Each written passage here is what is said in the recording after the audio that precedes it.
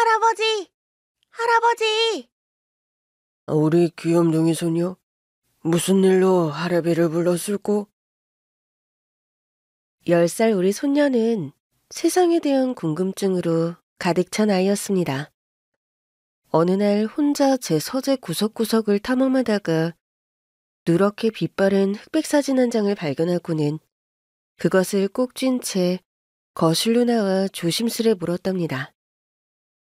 할아버지, 이 사진 정말 오래된 것 같아요. 흑백 사진 속 저 남자 혹시 할아버지예요? 내 닮긴 했지. 하지만 그건 내 아버지란다. 그러니까 우리 손녀에게는 증조 할아버지가 되시지? 어쩐지 할아버지랑 너무 닮았어요. 증조 할아버지도 아주 멋쟁이셨나 봐요. 그랬지. 멋도 있고 품격도 있으셨던 분이야. 그런데 이 사진 어디서 찾은 거니? 나는 다 잃어버린 줄로만 알고 있었는데 네가 다시 세상 밖으로 꺼내주었구나. 책장 사이 꽂힌 지 오래된 책들 구경하다가 우연히 그 안에서 발견했어요. 그런데요, 증조 할아버지 옆에 서 있는 이 남자는 누구예요? 아, 그 사람 말이지? 참 묘한 사람이었단다. 겉모습은 평범해 보여도 속은 무슨 색인지 알 수 없던 마치 카멜레온 같은 남자였지. 카멜레온처럼 변신을 했다고요? 그렇게 이상한 사람이었어요? 그래. 그의 얼굴을 보는 순간 잊었다고 생각했던 옛 기억들이 물결처럼 밀려드는구나. 사진 속 제 아버지와 그 곁의 남자. 그들의 젊은 시절로 잠시 마음을 내어 걸어 들어가 봅니다. 오래된 기억의 골목을 거닐듯 그 시절 이야기를 들려드릴까 해요. 재미있게 들어주세요. 1955년에 태어난 저는 별다를 것 없는 평범한 가정에서 유년기를 보냈습니다. 아버지는 그 시절 절친했던 친구분과 함께 장사를 시작하셨는데 예상보다 훨씬 장사가 잘 되어 짧은 시간 안에 제법 큰 돈을 벌게 되셨어요. 60년대 후반까지 아버지의 장사로 저희 식구들이 배불리 잘 먹고 살았답니다. 두 분은 종종 우리 집에 모여 고기를 구워 술잔을 기울이며 이런저런 이야기를 나누곤 하셨죠. 귀동냥으로 들리는 그 대화 속엔 늘 웃음과 자부심이 넘쳤고 대박이라는 말이 자주 오갔던 기억이 납니다. 우리 식당이 날이 갈수록 장사가 잘 되는구만. 철구, 이게 다 자네 덕이야. 아이, 무슨 내 덕인가? 춘복이 자네가 장사 수완이 좋아서 대박이 난 거지. 난 종업원일 뿐인 거 모르나? 아버지는 미군 부대 앞에서 부대찌개를 팔았는데 외국인 손님들의 발길이 끊이질 않았습니다. 기대 이상으로 장사가 잘 됐고 매일같이 식당엔 활기가 넘쳤죠.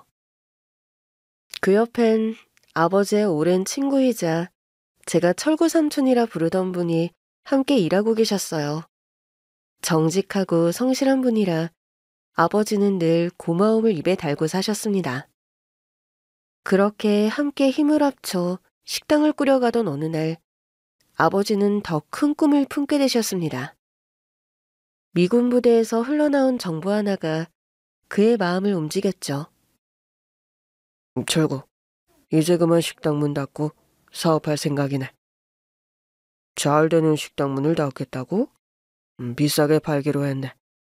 미군 기지를 추가로 짓는다고 하던데 내가 건축 자재를 대고 총지휘를 하기로 했어. 미군 장군이 단골인 건 자네도 알지? 내가 예전에 건축일 좀 했더니 맡겨보겠다고 하는 거. 에이, 보게 춘복이. 자네는 참 운도 좋구만. 그 큰일을 자네한테 맡겼다고? 건물 몇 채 짓는 거면 어마어마하게 큰 돈을 벌 수 있지 않은가? 그런데 우리 식구들이 평생 써도 남을 돈을 벌 수 있을 거야. 이번에도 철구, 자네가 함께 해줬으면 좋겠네. 아유, 나야? 자네의 부하 직원 아닌가? 식당 문을 닫고 건축 일을 한다면 나도 따라가야지. 그렇게 해서 아버지는 미군기지의 건축 공사를 맡게 되셨습니다. 아버지의 든든한 동반자 철구 삼촌 역시 함께하기로 하셨고요. 그때부터 두 사람은 식당을 접고 인생의 또 다른 장, 더 큰 무대 위로 조심스레 발을 옮기게 되었답니다. 그렇게 아버지는 건축일에 본격적으로 발을 들이셨고 정말이지 천문학적으로 어마어마한 돈을 벌어들였답니다. 덕분에 저희 가족은 용산 한복판에 떡하니 자리 잡은 대저택으로 이사하게 되었죠. 화려한 정원과 붉은 벽돌, 높은 대문을 가진 그 집은 어린 제게는 성처럼 느껴졌습니다. 그 무렵 철구 삼촌은 여전히 아버지 곁에서 성실히 일해주셨고 우리 집에도 자주 들르셔서 제게는 친삼촌보다 더 가까운 든든한 대부 같은 존재가 되어주셨습니다. 우리 민혁이는 집이 부자라서 좋겠네. 나중에 뭐가 되고 싶으냐? 아버지처럼 성공한 사업가가 되고 싶어요. 사업가? 이 녀석 벌써부터 꿈이 야무지구나. 그래, 공부 열심히 해서 네 아버지보다 더 멋진 사람 되거라. 저는 아버지보다 삼촌처럼 되고 싶어요. 뭐? 나처럼? 나는 네 아버지 심부름이 나는 사람인데 왜 나처럼 되고 싶으냐? 아버지가 그러셨어요. 삼촌의 도움이 없었더라면 절대 성공 못했다고요. 진심으로 삼촌을 높이 평가하시더라고요. 그런 말을 들으니 기분이 좋구나. 민혁아, 요즘처럼 험한 세상에 학교 잘 다니고 밥 굶지 않고 살아가는 것만 해도 감사한 일이야. 항상 부모님께 고마워하고 마음 잃지 말아라. 성공보다 더 귀한 게 그 마음이란다. 네, 항상 그렇게 생각하고 있어요. 삼촌, 진수랑 저 내년에 같은 반 됐어요. 반 편성표 봤는데 진수랑 같은 반이에요. 중학교 2학년이 된 저는 철구 삼촌의 아들 진수와 다음 학년을 같은 교실에서 함께 보내게 되었습니다. 저와 진수는 어릴 적부터 붙어 다녔고 마치 우리 아버지와 철구 삼촌처럼 형제처럼 지냈습니다. 우리 진수 좀 잘 챙겨주라. 민혁이 너는 어른스럽고 아는 것도 많으니 옆에서 잘 이끌어줘. 네 아버지가 나를 이끌어준 것처럼 말이다. 삼촌, 진수가 저보다 공부도 더 잘하고 똑똑하거든요. 오히려 제가 진수한테 많이 배울 거예요. 녀석, 그 겸손한 거냐? 아니면 내 아들을 좋아해서 하는 말이냐? 그래도 네가 있어서 든든하구나. 저도 삼촌이 있어서 늘 든든해요. 저는 그때까지도 우리 사이가 참 좋다고 믿었습니다. 그런데 중학교 3학년이 되자 진수는 점점 저를 피하기 시작했어요. 우연히 키가 비슷해 나란히 짝이 될 수 있었지만 진수는 일부러 앞자리를 골랐죠. 진수야, 학교 끝나고 우리 집에 갈래? 너희 집? 거긴 왜? 왜긴 왜야. 가서 같이 놀자. 철구 삼촌도 오시니까 같이 가면 좋잖아. 너 우리 아버지 무시하냐? 그 순간 저는 귀를 의심했습니다. 한 번도 그런 적이 없는데 진수의 말은 날카롭게 가슴을 찔렀습니다. 우리 아버지가 네 아버지 꼬붕처럼 일하니까 너도 나를 네 꼬붕으로 생각하는 거야? 그게 무슨 말이야, 진수야. 꼬붕이라니. 철구 삼촌은 나에게 대부고 아버지에게는 둘도 없는 친구야. 너랑 나도 그렇게 지내면 좋겠어서 그런 건데 왜 그렇게 받아들이는 거야? 난 말이야, 네가 우리 아버지 이름 붙여서 삼촌이라고 부르는 것도 싫어. 교실에서 애들이 나보고 철구 아들이라고 부르는 거 몰라? 아, 그건 내가 생각이 짧았어. 미안해.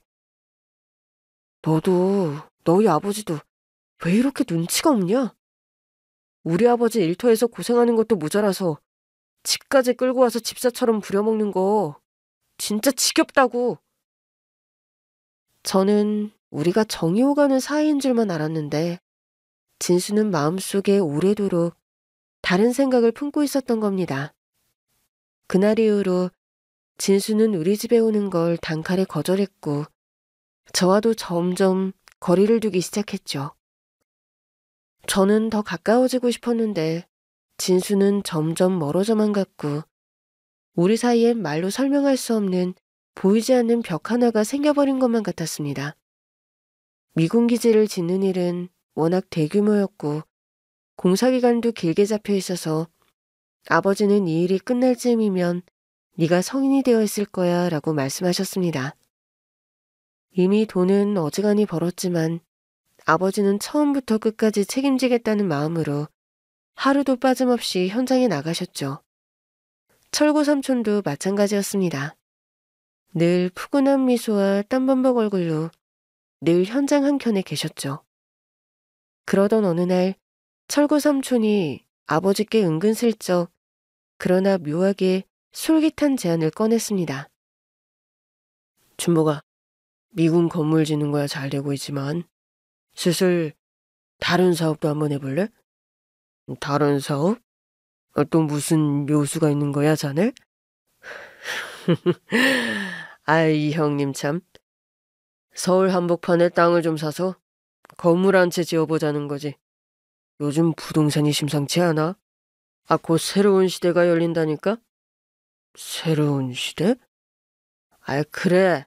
임대만 잘 돌려도 민혁이한테 물려줄 수 있을 정도로 탄탄한 자산이 돼. 내가 땅 주인이랑 몇 번 얘기를 나눠봤는데 분위기 아주 좋아. 땅값이 좀 나가긴 해도 지금 안 사면 나중엔 크림의 떡이야. 좋은 생각이긴 한데 서울 한복판 땅값이 장난 아니잖아. 생각 좀 해봐야겠네. 날 믿어 춘보가. 나도 내 전 재산 일부 걸 생각이야. 자네랑 나 이 판에서 제대로 한번 성공해 보자고. 이미 웬만한 부를 손에 쥔 상황이었지만 삼촌의 말 한마디 한마디가 아주 요상하게 사람 마음을 간지렸던 것 같습니다. 아버지는 결국 삼촌의 제안에 혹하고 말았고 그렇게 해서 강남 땅을 대거 사들이게 되었죠. 미군기지를 짓는 와중에도 강남에 또 하나의 꿈의 건물을 세우기 위해 분주히 준비하던 어느 날이었습니다. 뜻밖의 사나운 얼굴을 한 중년 남자가 현장으로 찾아왔습니다. 그때 저는 아버지 곁에 있었고 모든 상황을 직접 목격하게 되었습니다. 알바야, 여기서 도대체 뭐 하는 겁니까? 누구 허락받고 이런 건물을 짓는 거예요? 예? 무슨 말씀이세요? 이 땅의 소유자는 접니다만. 땅 주인? 웃기구인. 이 땅은 우리 할아버지가 사들인 땅이고 100년 가까이 우리 가문이 소유하고 있었어요. 당신이 감히 무슨 권리로 여길 점거하는 겁니까? 그럴 리가요. 제 친구 철구랑 함께 정식 계약했습니다. 전 재산을 털어서 매입했단 말입니다. 말장난 말고 땅 문서 꺼내보세요. 내가 직접 확인해 드릴 테니까. 아버지는 당황한 기색으로 가방 속에서 땅 문서를 꺼냈습니다. 하지만 그 문서를 확인한 순간 땅 주인은 눈을 부릅뜨며 얼굴빛이 확 달라졌습니다. 이거 가짜잖아요. 위조예요. 지금 당장 경찰서 가세요. 사기당한 겁니다. 아버지는 얼굴이 새하얘졌고 황급히 우리가 거래했던 부동산 중개업자를 찾아 나섰습니다. 하지만 그 사무실엔 이미 다른 중개인이 들어와 있었고 이전 중개인의 흔적은 그림자조차 없었죠. 그제야 모든 퍼즐이 맞춰졌습니다. 이 모든 건 철구 삼촌의 소행이었습니다. 그는 아버지를 속여 가짜 문서로 사기를 친 뒤 호련히 사라졌고 그의 아들 진수 역시 학교에 모습을 보이지 않았습니다. 미군 건물공사 현장에서도 철구 삼촌의 흔적은 완전히 자취를 감춘 뒤였습니다. 전재산을 털어버린 탓에 아버지는 미군 건물 공사를 진행하기 위해 결국 빚을 내야만 했습니다. 이미 성금까지 모두 받아놓은 상태였기 때문에 도망칠 수는 없었습니다. 끝까지 책임을 져야 한다는 말에 아버지는 매일같이 자신을 조금씩 갉아먹는 길을 걸어가셨습니다. 말라가는 얼굴, 피곤한 눈, 그리고 매일같이 손에 쥐어진 술병 하나. 그게 아버지의 일상이었죠. 아버지, 괜찮으세요? 민혁아. 내 배는 괜찮다. 걱정하지 마라. 지금 집안이 좀 복잡해서 네 공부가 손에 안 잡힐 텐데 어른들 일은 어른인 우리가 알아서 할 테니 너는 네 할 일만 열심히 해라. 아버지, 철구 삼촌 절대 용서 못해요. 언젠가 꼭 복수해줘요. 무슨 사정이 있었겠지. 살다 보면 그런 일도 있는 거란다. 너무 그러지 마라. 아버지가 이렇게 망가져가는 게 다 그 인간 김철구 때문이잖아요. 나쁜 자식, 욕이라도 시원하게 해요. 그만하자. 이건 다 애비 탓이야. 어리석었던 내 선택 때문이지. 남 탓하지 말아라, 민혁아. 아버지는 무너져 내리는 현실 속에서도 그것을 수습해보겠다며 온 도시를 뛰어다녔습니다. 은행, 법무사 사무실, 부동산 중개소, 때론 무릎까지 꿇으며 도와달라고 사정도 하셨다고 했습니다. 하지만 돌아오는 건 끝없는 외면과 늘어가는 채무뿐이었습니다. 그러던 어느 날 아버지는 호련히 세상과 작별하셨습니다. 무지개 다리를 스스로 건넌 그 선택은 오직 가족에게 빚을 남기지 않겠다는 마지막 의지였습니다. 그 충격과 슬픔이 덮쳐온 중학교 3학년. 그 시절은 제 인생의 한가운데 지옥이란 이름으로 지켜버렸습니다. 정신을 차리고 보니 바뀐 교복을 입고 고등학교에 다니고 있었고 엄마와 단둘이 변변한 창 하나 없는 단칸방에서 버텨내고 있었습니다. 민혁아, 오늘 도시락 못 샀는데 어떡하지? 괜찮아요. 한 끼쯤 굶는다고 죽는 거 아니에요. 신경 쓰지 마세요. 아휴, 미안하다 아들아. 한창 자랄 나이에 엄마가 이렇게 정신 못 차리고 뒷바라지도 못 해주고. 조금만 기다려줘. 엄마가 다시 힘낼게. 됐어요. 엄마는 엄마 몸이나 생각하세요, 제발. 제발 좀 식사하시고 술 좀 끊으세요. 아버지의 부재 이후 엄마는 날로 우울해지셨고 웃음을 잃어가셨습니다. 그 모습은 점점 그림자처럼 흐려졌고 결국 제가 고등학교 1학년이던 해 엄마도 세상을 떠나셨습니다. 불과 1년, 철구 삼촌의 배신과 사기, 그리고 부모님의 연이은 극단적 선택, 그 모든 고통이 한꺼번에 저에게 몰아쳤고 저는 하루아침에 고아가 되었습니다. 그 후 저는 혼자 단칸방에서 지내며 학교를 다녔고 목표는 단 하나, 고등학교를 무사히 졸업하는 것이었습니다. 주말마다 창고에서 허드렛 일을 하며 겨우겨우 등록금과 육성회비를 마련했죠. 그리고 3년 뒤 고등학교를 졸업하자마자 돈을 벌어 성공하기로 했어요. 하지만 열심히 일해서 모은 돈으로 사업을 하는 건 무리였습니다. 20대 후반에 잘못된 길을 가고 있다는 걸 느끼고 방향을 틀기로 했답니다. 그래서 시작한 게 사법고시였습니다. 왜냐고 물으신다면 복수심 때문인 것 같아요. 저희 아버지 같은 사람을 등쳐먹는 나쁜 놈들을 다 잡아들이고 세상에 포악한 짐승들을 싸그리 감옥에 보내는 것이 제가 할 일이라고 생각했습니다. 아침부터 밤까지는 도서관에서 사법고시 공부를 했고 쪽잠으로 시간을 보내며 새벽엔 우유 배달과 신문 배달을 뛰었습니다. 주말이면 고된 아르바이트로 손바닥을 갈라가며 겨우겨우 생계를 이어나갔습니다.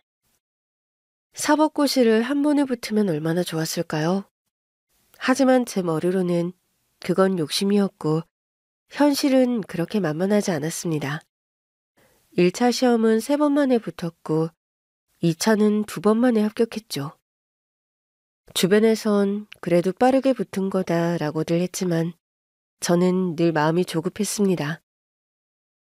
검사로 임명된 건 30대 중반이 되어서였어요. 오랜 시간 가슴에 품어온 복수심은 여전했지만 막상 현실은 거대한 문서 더미와 마주한 날들의 연속이었습니다. 하루에도 수십 건의 사건이 책상 위에 쌓였고 처리해야 할 일은 끝이 없었습니다. 몸이 먼저 지치고 정신은 점점 무뎌졌죠. 그렇게 바쁘게 살아가다 보니 어느새 철구삼촌이라는 이름도 제 가슴 깊은 곳 어딘가로 퐁당 가라앉아 버렸습니다. 이민혁, 이 검사. 예, 부장님. 연쇄 방화범 건은 어떻게 된 거야? 아직도 용의자를 못 잡았어? 조사 중입니다. 범인이 너무 치열하게 준비해서 단서를 잡기가 쉽지 않습니다. 또 방화 일어나면 언론에서 우리 작살낼 거야. 무능한 검사라며 온 신문에 대문짝만하게 실릴 거라고. 그 전에 반드시 잡겠습니다. 사건은 매일같이 터졌습니다. 주말도 명절도 약속도 없었습니다. 사무실에 있거나 사건 현장에 있거나 늘 그 둘 중 하나였죠. 범인을 빨리 잡았다고 욕먹고 놓치면 더 욕을 먹었습니다. 자네, 이민혁 검사는 아무래도 부서를 옮겨야겠어. 강력사건 처리 능력이 영 아니라는 얘기가 많아. 부장님, 저 진짜 열심히 하고 있습니다. 잠 줄여가면서 뛰고 있어요. 밤새우고 있습니다. 내 딸을 결혼한다며. 그럼 강력은 무리야. 지능범죄 수사과로가 사기꾼이나 잡게. 강력 사건을 쫓으며 바짝 나를 세우던 제게 그 말은 참 씁쓸했습니다. 사기꾼이나 잡아. 그 한마디가 속을 쓰리게 했죠. 하지만 조직의 명령은 거스를 수 없었고 저는 짐을 싸서 다른 사무실로 옮겼습니다. 이제부터 제 일은 칼 대신 계산기 드는 범죄자들과의 싸움이었습니다. 그리고 그렇게 바쁜 와중에 오래 만났던 연인과 결혼을 하게 되었습니다. 모든 게 평범하고 조용히 지나가길 바랐습니다. 하지만 세상은 그렇게 가만두지 않더군요. 사기꾼들이 대한민국에 얼마나 많던지 쉴 새를 주지 않았습니다. 수사관님, 복지원 사기꾼 범죄자 특정됐습니까? 아직입니다. 놈이 아주 치밀하게 판을 짰어요. 바지 사장을 앞세우고 자기는 뒤에 숨어서 움직인 겁니다. 원장을 대리인으로 세워두고 굳고 수십억을 빼먹었어요. 거기다 복지원에 있던 사람들한테는 인간 이하의 대우를 했고요. 그야말로 악질입니다. 이거 잡히면 제대로 된 거물 하나 걸리는 거니까요. 우리 둘 다 진급에 날개 달릴 겁니다. 네, 전력을 다하겠습니다. 저도 조사 꼼꼼히 하겠습니다. 수사관님도 끝까지 집중해주세요. 당시 복지원은 말 그대로 지옥이었습니다.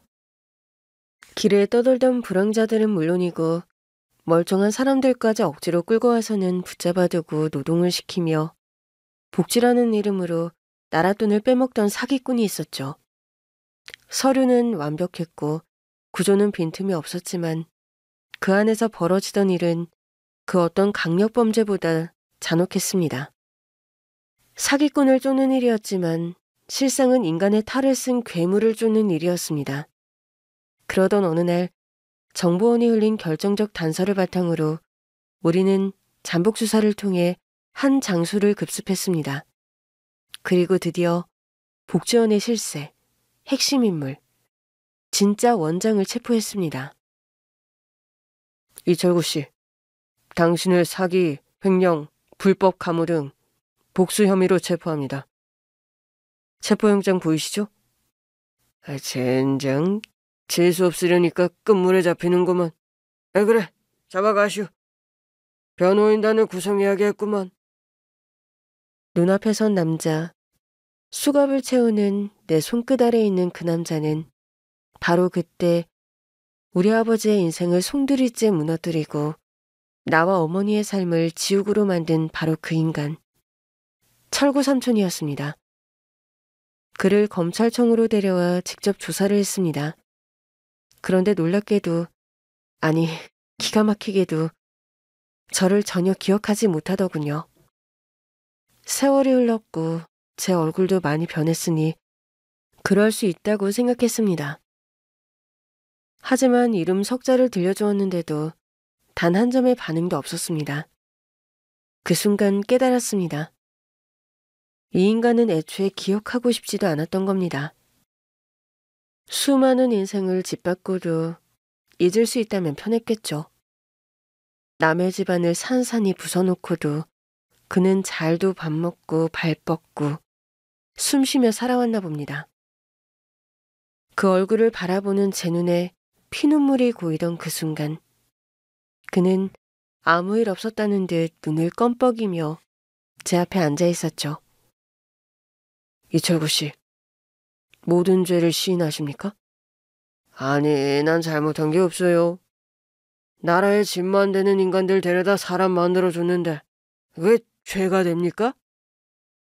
그래, 역시 그렇게 날 줄 알았어. 좋아, 그럼 구형 제대로 세게 때려주지. 감옥에서 오래오래 썩을 준비나 하시지. 내 변호사 될 능력 알잖아. 아니냐, 나는 알 거야. 민혁아, 넌 나한테 안 돼. 그 순간 깨달았습니다. 철구 삼촌은 처음부터 저를 알고 있었습니다. 제 이름을 부르며 비웃는 그의 입꼬리를 보는 순간 등골을 타고 소름이 쫙 끼쳤습니다. 날 알아봤던 거야? 내가 네 대부였잖아. 네 얼굴 어떻게 잊겠니? 네 아버지, 네 어머니 그렇게 된 거 나도 참 안 됐다고 생각한다. 그동안 힘들었지? 그래도 이만큼 컸으니 대부 역할은 내가 잘한 셈이네. 이 썩어 빠진 짐승 같은 놈아. 감히 네 입에서 우리 부모님 얘기를 꺼내? 아이, 삼촌한테 욕까지 하네? 우리 민혁이 많이 컸구나? 닥쳐. 넌 감옥에 들어가서 절대 다시는 햇빛을 못 보게 될 거야. 내가 담당한 이상 사제 음식? 꿈도 꾸지 마.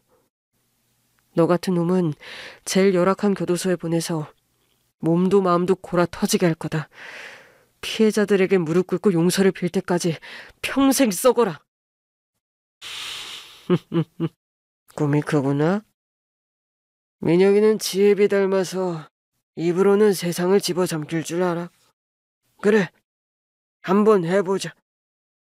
순간 머릿속이 하얘졌고 저는 참을 수 없이 그의 멱살을 움켜쥐었습니다. 주먹이 올라가려던 찰나 수사관이 달려와 저를 말렸습니다. 검사님, 안 됩니다. 이 자식 건드리면 바로 변호사 써서 고소할 겁니다. 그럼 그동안 준비한 거 전부 물거품 됩니다. 제발 참으세요. 내가 어릴 적 고맙고 존경했던 대상이 이런 쓰레기 같은 사기꾼이 되었다니. 한때 이 인간을 따랐던 내가 부끄럽고 수치스럽다. 이철구, 널 시궁창 깊은 곳에 던져놓고 절대 못 나오게 할 거다. 민혁아, 말만 그럴싸하게 하지 말고 행동으로 보여줘. 이 삼촌은 말이다. 네가 상상도 못할 만큼 큰 사람이 되어버렸거든. 넌 날 절대 못 이겨. 그 말은 결국 현실이 되었습니다. 저는 그를 엄벌에 처하겠다며 구형을 강하게 밀어붙였습니다. 하지만 판사는 변호사의 사탕발림에 넘어가 징역 1년, 그리고 벌금형, 고작 그 정도의 처벌을 내렸습니다. 이철구, 그자는 그저 한낱 사기꾼이 아니라 사기꾼 중의 사기꾼이었습니다. 시간은 금방 흘러 그놈이 출소를 했어요. 그날 이후로도 그는 법망을 비웃으며 여전히 제 피를 서서히 말려가고 있었습니다. 사기꾼 잡는 일에 누구보다 진심이었던 저는 매일같이 범죄자들을 쫓고 붙잡으며 살았습니다. 사기꾼은 잡아도 끝이 없었고 똑같은 수법이 반복되었지만 피해자들의 눈물은 늘 새로웠습니다.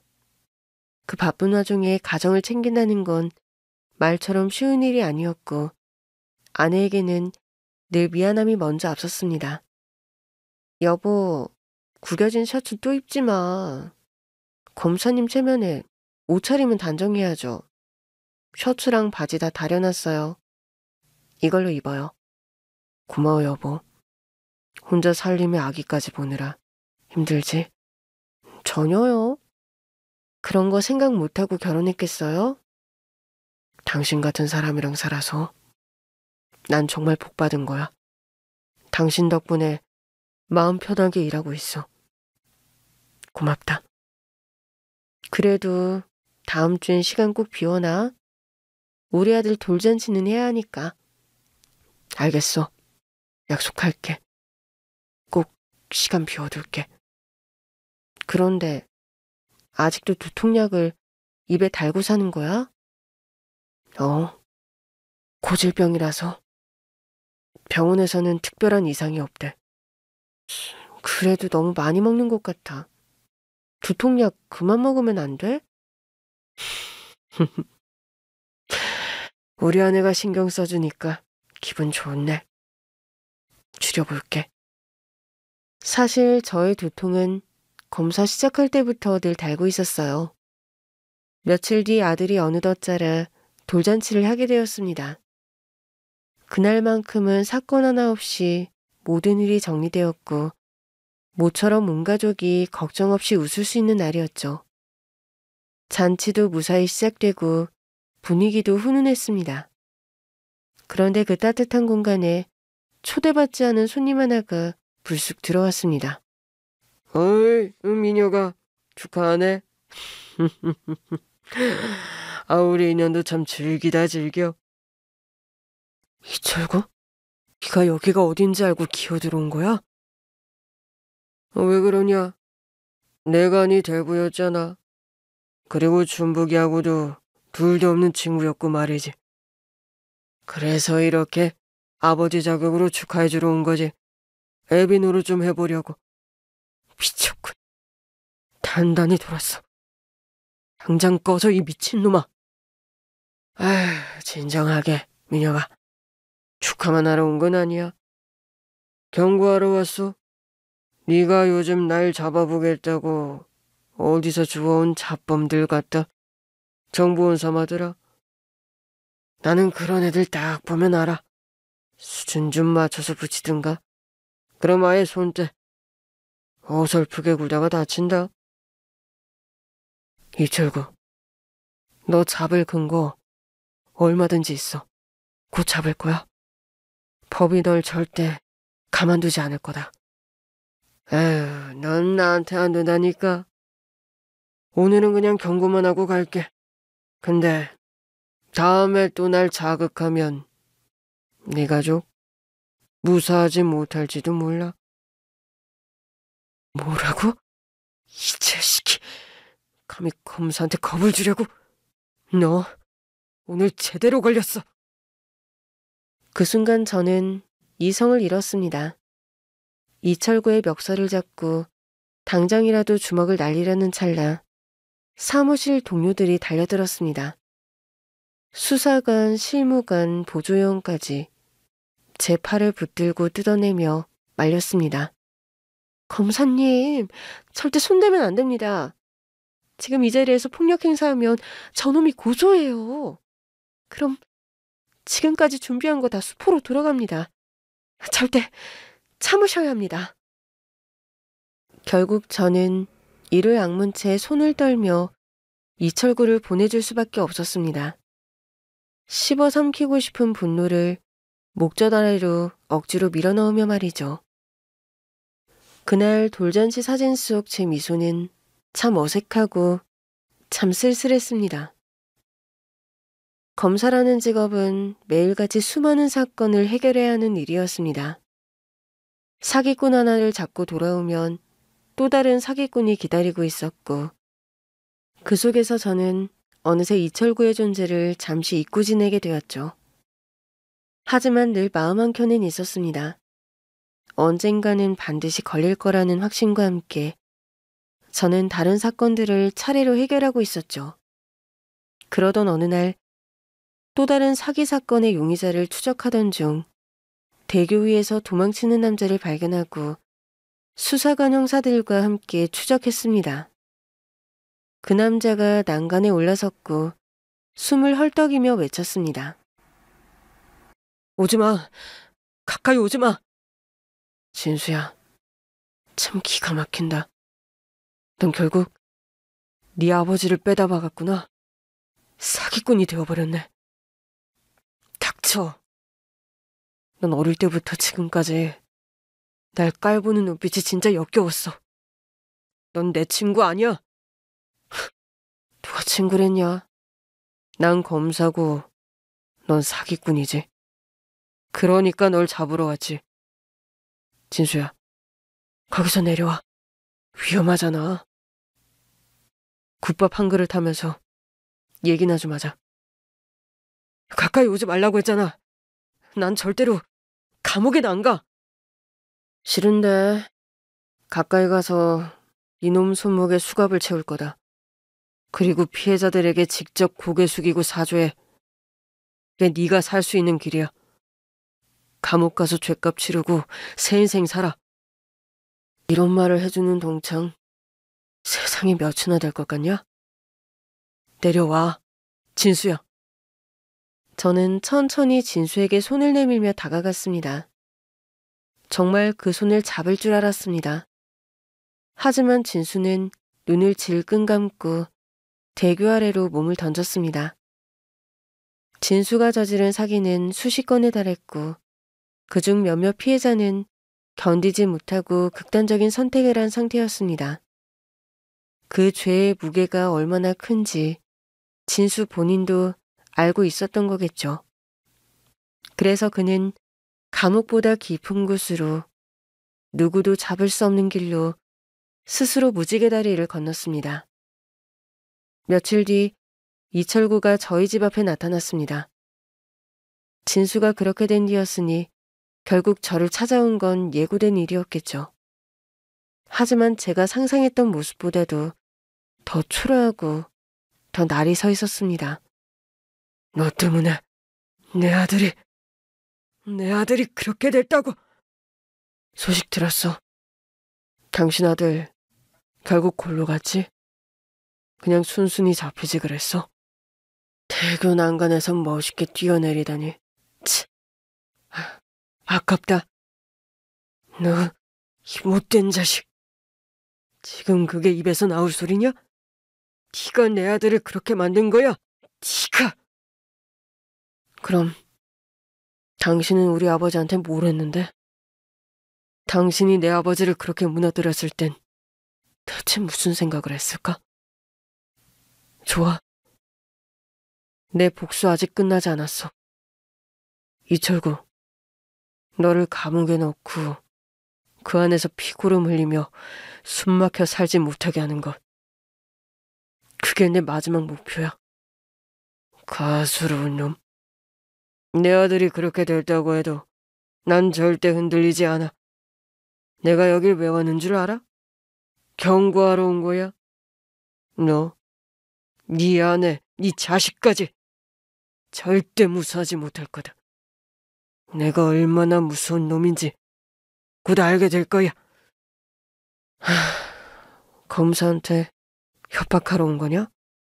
넌 진짜 답이 없다. 지금 당장 감옥에 쳐놓고 싶지만 아쉽게도 아직은 증거가 없어. 근데 곧 생길 거야. 그러니까 어디 가지 말고 기다려. 벽에 똥칠하면서 숨만 쉬고 있어. 내가 반드시 잡으러 갈 테니까. 넌 법무서운 줄도 모르는 놈이야. 좋아, 해보자. 누가 이기나 끝까지 가보자. 이철구는 복지 사업을 계속 벌이며 또다시 손을 더럽혔습니다. 이번에도 뒤가 수상쩍게 구렸고 사기를 처먹은 규모도 어마어마했죠. 뇌물은 기본이었고 복지 혜택을 받아야 할 취약계층의 지원금까지 가로채며 수십억 원을 챙겨 배불리 먹고 살고 있었습니다. 이번에는 철저하게 준비했습니다. 치밀하게 조사했고 증거를 하나하나 취합해 마침내 영장을 발부받았습니다. 바로 이철구의 거처로 향했죠. 그런데 눈치가 기가 막히게 빠른 놈이 이미 감쪽같이 도망친 뒤였습니다. 재범인 걸 아는 이상 이번엔 형량이 가볍지 않다는 걸 알고 있었던 겁니다. 결국 이놈은 돈을 챙겨 튀어버린 거죠. 도대체 사기꾼들의 뇌는 어떻게 생겨먹었는지 가끔 정말 궁금해질 지경이었습니다. 아무튼 이철구의 도주를 막기 위해 정보원들을 여러 곳에 풀어 언제든 출동할 수 있도록 항시 대기 체제를 유지하고 있었죠. 그러던 중 정보원 한 명이 이철구가 밀항하려 한다는 제보를 흘려줬습니다. 신호를 받은 우리는 바로 출동했고 형사들과 함께 항구 근처에서 잠복에 들어갔습니다. 그리고 마침내 허름한 옷차림의 한 남자가 나타나 조심스럽게 선박 쪽으로 향하는 모습이 보였습니다. 그 순간 저와 형사들은 동시에 몸을 날렸습니다. 수십 미터를 가르는 숨소리 속에 다시 한번 정의를 쥐기 위한 추격이 시작된 겁니다. 거기서 이철구, 더 이상 도망칠 곳은 없어. 꼴이 아주 우습게 돌아가는구만. 내가 너한테 잡히느니 차라리 물고기밥이 되는 게 낫겠다. 이렇게 될 거 진작 알고 있었을 텐데. 사기꾼의 최후는 감옥뿐이야. 당장 멈추고 두 손 들어. 이철구는 선박 안을 질주하며 도망쳤고 선체를 따라 구불구불 이어진 통로 끝. 마침내 선수, 배의 앞머리 끝자락까지 내몰렸습니다. 이미 형사들이 좌우로 포위망을 좁혀오고 있었고 갈데 없는 이철구는 발을 멈췄습니다. 그러더니 한쪽 입꼬리를 비틀며 웃더군요. 제법이야, 이민혁. 네 애비보단 머리가 좀 잘 돌아가는 것 같구나. 내 아버지를 벼랑 끝으로 몰고 간 장본인, 그리고 수많은 피해자들을 울게 만든 사기꾼 이철구. 네 인생은 여기서 끝이야. 항복하고 무릎 꿇어. 누구 마음대로 항복이래. 이 대부는 멀리 떠나련다. 잘 있어라, 미녀가. 그 말과 함께 이철구는 선수 쪽 난간을 딛고 바닷속으로 다이빙 선수처럼 몸을 날렸습니다. 뭐야, 저 인간. 에렉! 망설일 새도 없이 저도 그대로 풍덩 뛰어들었습니다. 이 바다 생각보다 안 깊네. 야야야, 따라오지 마. 나 지금 인생 마감하려고 들어온 거야. 마지막 존엄 좀 지켜줄래? 누가 네 인생을 네 맘대로 끝내래? 네 마지막은 감옥. 코딱지만한 독방에서 하루 세 끼 먹고 반성문 쓰다 잠드는 거야. 바다는 낭만이지만 넌 감옥이 어울려. 이철구는 바다 위에서 허우적거리다가 형사들이 던져준 구명보트에 걸려버렸고 그대로 질질 끌려나와 배 위에 다시 올라왔습니다. 인정, 불고기밥도 못되고 이 꼴이라니. 네 인생에서 처음으로 잘된 선택 하나 했네. 내 손에 잡혔다는 거. 이민혁, 넌 내 아들 인생도 송두리째 날려버렸고 나까지 망치려고 하냐? 시작은 당신이었어. 우리 아버지와 어머니, 당신만 아니었으면 지금도 건강하게 살아 계셨을 거야. 아들의 성공과 손주의 재롱까지 보시면서 잘 살았을 거라고. 오늘은 내가 졌네. 감옥에 들어가기 싫지만 못 주겠나? 이민혁 제대로 해냈다. 나 같은 거물을 잡았으니 승진하게 생겼네. 축하한다. 이철구는 체포되었고 젖은 옷차림으로 수갑이 채워진 채 경찰서로 끌려갔습니다. 다음 날 기소가 확정되자마자 그는 구치소로 이송됐어요. 수갑이 채워진 그의 두 손은 여전히 익숙하게 주머니에 넣으려다 실패했고 버릇처럼 껄렁하게 걷던 걸음도 작은 철창 앞에서 멈칫하며 조금씩 느려졌습니다. 이철구, 정신 똑바로 차려. 여기 네가 돈 뿌려서 빠져나올 수 있는 곳이 아니야. 그래도 사람 사는 데는 다 똑같더라. 방이 좁을 뿐이지 뭐 10바퀴 돌고 나오면 다시 내 세상이야. 민혁아, 아직도 세상을 모르겠냐? 10년 뒤에 또 나오면 내가 잡아줄게. 아무튼 이제야 좀 네 꼴에 어울리는 곳에 왔네. 수십 명을 울리고 내 가족까지 무너뜨린 죄값. 이곳에서 톡톡히 치르길 바란다. 그래도 너처럼 사는 놈보단 난 재밌게 살았지. 사람 등쳐서 배부르고 잘나가는 인간들과 술자리에 앉아보고. 너도 속으론 부럽지 않았냐? 아니, 그렇게 살면 지옥에 가는데. 뭐하러 부러워하냐? 아무튼 잘 썩어라. 결국 구치소에 쳐넣고 재판을 기다렸습니다. 재범으로 잡힌 데다 죄질이 나빠 징역 10년을 받았습니다. 더 많은 형량을 받으면 좋겠지만 그것이 최선이었습니다. 이철구를 감옥에 보내고 나서 저의 두통은 씻은 듯이 나았습니다. 여보, 요즘 두통약 안 먹는 것 같더라. 어? 그랬나? 그러고 보니 머리가 아픈 걸 모르겠어. 이게 다 당신이랑 우리 아들 덕분인 거지? 요즘 사건은 많이 줄었나 봐. 집에 일찍 오네? 거물 하나 잡았더니 일이 널널하네. 그런데 곧 바빠질 거야. 대한민국의 사기꾼은 득실되고 있으니까. 두통이 조금씩 가라앉고 시간적 여유도 생겨 돌아가신 부모님이 계신 곳을 찾아갔습니다. 오랫동안 잡지 못한 나쁜 인간을 드디어 감옥에 집어넣었다는 소식을 전해드리고 싶었습니다. 아버지, 어머니, 이제 편히 쉬세요. 이철구는 제가 끝까지 괴롭혀줄 겁니다. 술을 따라 묘에 뿌려드리고 저를 울렸습니다.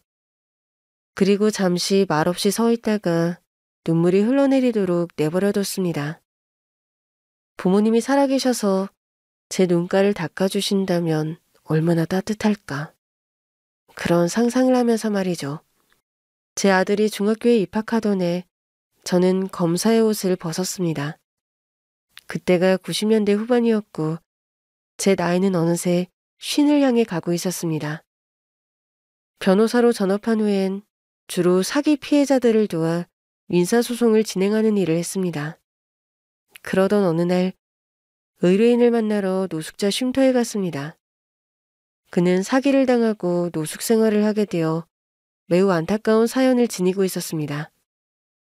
상담을 마치고 소장을 작성해주고 나오는 길. 쉼터 밖에서 배식을 받아 식사 중인 노숙자들을 무심코 바라보다가 한 남자에게 시선이 고정되었고 저는 결국 터져나오는 웃음을 참지 못했습니다. 철구 삼촌? 이철구. 맞네, 맞아. 사람 잘못 봤수다. 난 이철구가 아니요. 에이, 딱 봐도 이철구 맞구만. 출소하고 소식이 없더니 노숙자 신세였어? 에이, 왜 아는 척하고 그러냐? 내 프라이버시 좀 지켜줘. 사기꾼 이철구는 출소 후에도 어지간히 사기를 치다 실패한 모양이었습니다. 그는 완전히 몰락해 노숙자 꼴이 되어 있었습니다. 양치질은 언제 했는지 기억도 가물가물할 정도였고 앞니엔 치석이 덕지덕지 붙어 있었으며 옷은 꾀재재하고 악취는 몇 걸음 밖에서도 진동을 했습니다. 머리카락은 푸석하게 삐죽삐죽 솟아 있었고 어깨 위엔 비듬이 수북이 내려앉아 있었습니다. 이철구, 왜 여기서 이러고 있어? 한때는 대한민국을 들썩이던 사기꾼이었잖아. 나도 다시 일어서 보려고 했지. 근데 니놈 때문에 다 망했어. 사람 눈도 제대로 못 마주치겠고 손이 덜덜 떨어서 이제는 사기도 못 치겠다고. 아, 교도소 오래 살다 나오니까 감을 잃었단 얘기네. 아무튼 꼴 좋다. 그래서 돈도 한 푼 없고 집도 절도 없어 노숙하는 거냐? 이거 좀 짠하네. 그렇게 짠하면 돈이나 몇 푼 주고 가라. 술 사 먹게. 한 5,000원만 줘. 희대의 사기꾼이 5,000원을 달라니 정말 많이 변했군. 희대의 사기꾼이 5,000원 타령이라니. 이런 날이 올 줄은 몰랐지. 그 많던 수표는 다 어디 갔고 너를 추종하는 사기꾼 부하들은 다 어디 갔냐? 에휴, 역시 사필귀정이라는 말이 딱 맞아 들어가네. 야 임마, 나도 사정이 있었던 거야. 사람이라는 게 한번 넘어지면 쉽지 않다고. 아니, 넌 넘어졌던 사람이 아니라 사람들 걸려 넘어지게 만들던 놈이었어. 그게 하도 많아서 지금 네 인생이 아예 바닥을 뚫고 지하까지 갔구만. 그래도 걱정하지 마라. 지하에도 더 지하가 있더라고. 거기서 계속 내려가면 돼. 그렇게까지 말 안 해도 되잖아. 어쨌든 네 대부였던 사람인데. 대부? 이철구, 너 그 입에서 대부라는 말 붙일 자격 없어. 내 부모님을 그렇게 만든 원흉이자 사람 인생을 조각조각 망가뜨린 인간이 여기서 대부 코스프레요? 웃기고 앉았네. 그냥 사는 게 너무 버겁다. 숨 쉬는 것도 사람 얼굴 보는 것도 다 지긋지긋해. 그래? 그럼 잘 됐네. 이제 넌 사람 취급도 못 받고 있으니까. 그 지긋지긋한 감정 안 느껴도 되겠어? 속 시원하다. 나쁜 자식아. 처음부터 그렇게 살지 말았어야지. 너도 결국 날 비우는구나. 그래, 네가 이겼다. 복수 성공해서 좋겠다. 그래, 복수 끝났어. 이제부터는 나는 너를 비우는 게 아니라 처절하게 외면할 거야. 비웃음은 그래도 사람한테 하는 거거든.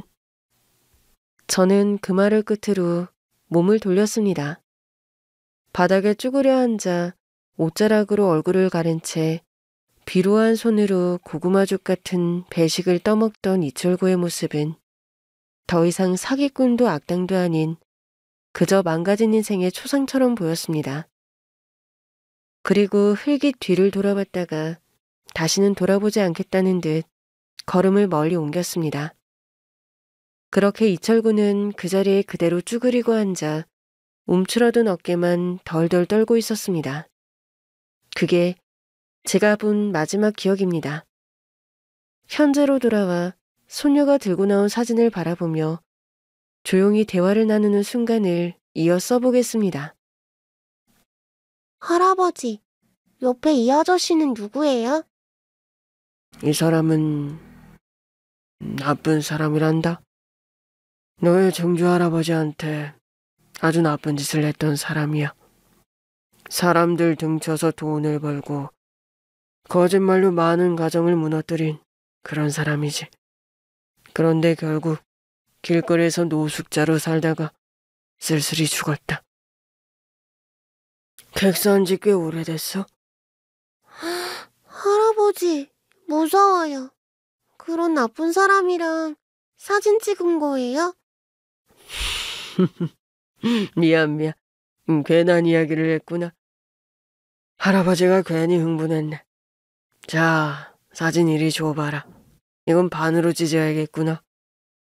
우리 아버지, 네 증조 할아버지 모습만 남기고 이 절구 이 사람은 잘라내야 해. 이런 사람은 추억 속에서도 지워져야 하니까. 사진을 조심스레 반으로 찢었습니다. 그리고 찢겨나간 한쪽, 이철구가 담긴 사진 조각은 구겨서 쓰레기통에 박아놓았습니다. 저의 손끝은 살짝 떨렸지만 눈빛은 단호했고 그 속에는 과거를 정리하는 오랜 침묵의 무게가 담겨 있었습니다. 한편 제 아들은 저를 따라 검사라는 길을 선택했습니다. 마침 마지막 해 사법고시에 합격한 아이라 더 감회가 새롭죠. 지금은 제가 몸담았던 범죄진흥 수사과에서 일하고 있어요. 종종 저를 찾아와 사건 이야기를 들려주고 조언을 구하곤 합니다. 제가 평생 갈고 닦은 추리력과 수사 노하우를 그 녀석이 고스란히 이어받고 있죠. 어쩌면 이 나라 사기꾼들 앞으로 더 숨쉬기 힘들어질지도 모르겠습니다. 이렇게 사진 한 장을 계기로 오랜 세월을 되짚어보며 이 글을 적어보았습니다. 부모님을 잃었던 그 순간은 지금도 가슴 한켠이 시릴 만큼 아픕니다. 시간이 많이 흘렀는데도 어떤 슬픔은 여전히 낙지 않더군요. 제가 앞으로 얼마나 더 살 수 있을지는 모르겠습니다. 하지만 손녀 니가 훌쩍 자라 어른이 되었을 무렵이면 아마 저는 부모님이 계신 곳으로 떠나게 되지 않을까 하는 생각이 듭니다. 여러분, 이 사연을 끝까지 들어주신 분들께 꼭 전하고 싶은 말이 있습니다. 사기꾼의 최후 보셨죠? 하늘은요, 분명히 존재합니다. 죄를 지은 자는 어떻게든 벌을 받게 되어 있어요. 혹시 이 글을 읽는 분들 중에 사기를 당해 억울했던 분이 계시다면 저의 이 이야기가 조금이나마 위안이 되었기를, 당신은 혼자가 아니라는 걸 느끼게 되었기를 간절히 바랍니다. 그럼 이만 사연을 마무리하겠습니다. 끝까지 들어주셔서 정말 고맙습니다. 안녕히 계세요.